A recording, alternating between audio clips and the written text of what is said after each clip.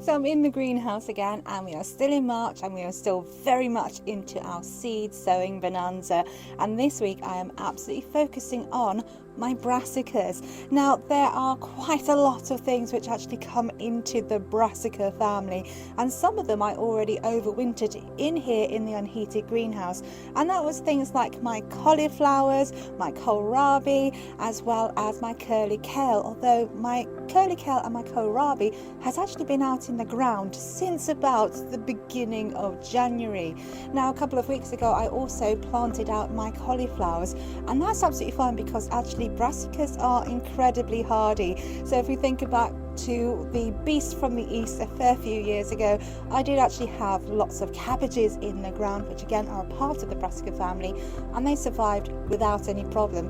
I think I just about got frostbite on my fingers trying to protect them, but actually they didn't really need it. So the kinds of things that we can actually be sowing at this time of year in terms of our brassica family, I am going to mention the C word, not that one, but Christmas, and that is our Brussels sprouts. Now ideally we need to be sowing those at this time of the year because they do take a long time, and actually sowing in an unheated greenhouse is absolutely fine. We can also be thinking about our variety of cabbages, and again thinking what we want to do with those. So our white cabbages, which are great for coleslaw, our beautiful Savoy cabbages which just look stunning when they are growing, obviously our broccoli, but also we need to be thinking about things like swedes and turnips, looking towards autumn and that possibility of those beautiful stews.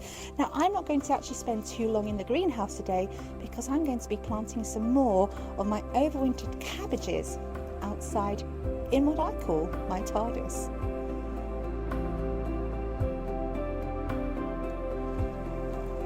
So here I am in my TARDIS, so named because it is blue, and I always have the hope that maybe David Tennant will turn up. He hasn't yet, but there you go. And it is basically a repurposed fruit cage. Now I already have a fruit cage, I didn't need another one, and rather than leaving this open wide mesh, which is really important for fruit when we have our pollinators, I've actually covered it in what is basically scaffolding material, and that's because it's really fine. And when we've got brassicas, we do want to try to stop any of those butterflies and caterpillars getting in because they absolutely love their brassicas. Now down at these allotment sites we do have a real problem with something called club root, which really affects our brassicas, and it's where you get a really gnarly root at the base of your brassica, whether it is your Brussels sprouts or your cabbages or your cauliflowers.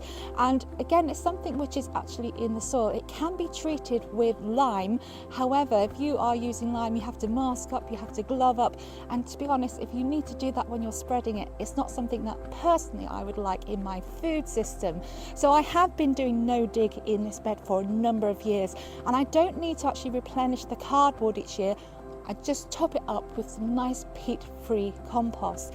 Now all I need to do to actually get these overwintered cabbages in the ground is to actually plant them out. I don't need to harden them off because they've already been in my greenhouse, which is unheated, and actually I've got so many holes in my greenhouse, actually they're already hardened off. So I'm just going to take my dibber, I'm going to leave a nice bit of space between my seedlings as I plant them out, basically because we've got to think about what happens when they start to grow.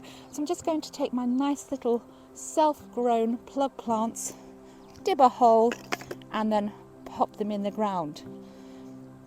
There's a lot of rain at the moment, so I don't really think I need to water them in, although I might give them a bit of water, but because this is in an open sort of area, the rain will actually get them. No need to panic about actually cold because our brassicas are really hardy. So if you have overwintered, get them in the ground now, and if you haven't, don't panic, just get sowing those seeds.